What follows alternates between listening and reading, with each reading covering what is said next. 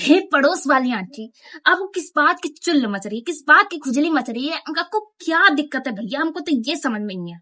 लोगों को जाके बोलती फलाना खिलाड़ खींचो भैया, उसके साथ घूम रही थी, पता नहीं किसके साथ घूम रही।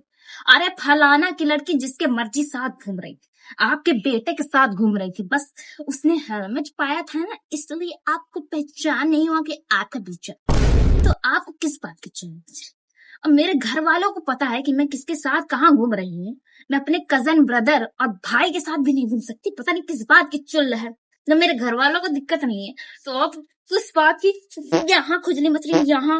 और अपनी बेटी को जाके देखिए, नहीं तो अगर हमने बता दिया ना आपकी बेटी के बारे में कि आपकी बेटी सच में कहाँ किसके साथ घूमती है, तो कहीं आपकी बेटी खवाना खिलौना बन जाए।